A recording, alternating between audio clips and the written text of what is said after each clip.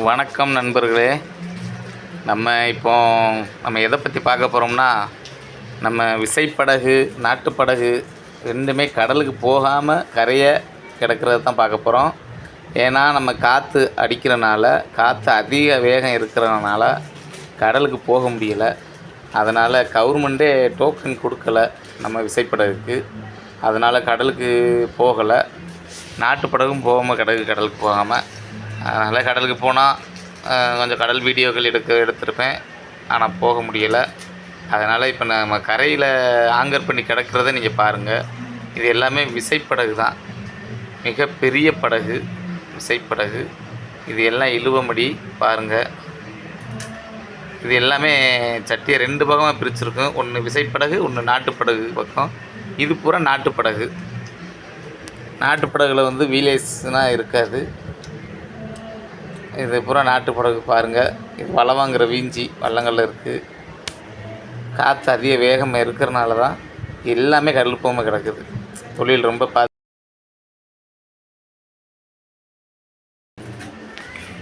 கடலுக்கு போக முடியாமல் தான் கிடக்கிறோம்.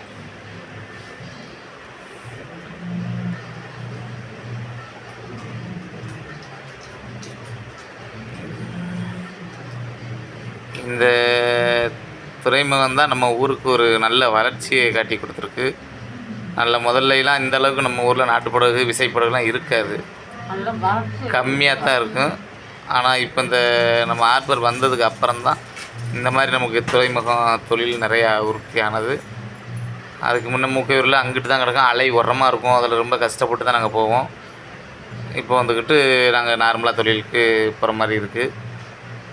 இதுதான் நம்ம ஹார்பரோட சென்ட்ரு பாருங்கள். இது ஐஸ் பிளான்ட்டு போட்டுக்கு வல்லங்க நாட்டுப்படகு, விசைப்படகு அவ்வளோத்துக்கும் ஐஸ் எடுக்கிறதுக்காக கவர்மெண்டாலே கட்டியிருக்காங்க. நல்லா சூப்பராக கட்டியிருக்காங்க. நல்ல நீளம், ரொம்ப 2 கட்டடமுமே ஐஸ் பிளான்ட்டு தான். எவ்வளோ நீளம் பாருங்களேன். இது ஒன்று ஐஸ் உற்பத்தியாக்குற இடம், ஒன்று அதை சேமித்து வைக்கிற இடம். அங்கேருந்து தான் அதை விற்பனை பண்ணுவாங்க. இன்னொரு கட்டிடத்துலேருந்து, இதிலேருந்து நல்லா அருமையாக கட்டியிருக்காங்க பாருங்கள். தொடர்ந்து பாருங்கள், வீடியோ பார்த்துக்கிட்டே இருங்க. இது எல்லாமே நம்ம கவர்மெண்ட் கட்டடங்க தான். ஹார்பர் வந்த பிறகு உள்ளது தான். ஆஃபீஸர்கள் தங்குறது, இருக்கிறது எல்லாமே இருக்குது. எல்லா கட்டடமுமே இருக்குது. இந்த வீடியோ பாருங்கள், தொடர்ந்து பாருங்கள். நம்ம இன்றைக்கி கடலுக்கு போக முடியல, அதனால் இந்த வீடியோ போடுறேன். இதுதான் நம்ம கேட்டு, ஹார்பர் கேட்டு. அதுக்கப்புறம் நம்ம கிரிக்கெட் மைதானம். இந்த வீடியோ உங்களுக்கு பிடிச்சிருந்துச்சுன்னா ஷேர் பண்ணுங்கள், லைக் பண்ணுங்கள், சப்ஸ்கிரைப் பண்ணுங்கள். தொடர்ந்து வீடியோ போடுறேன். நன்றி, வணக்கம்.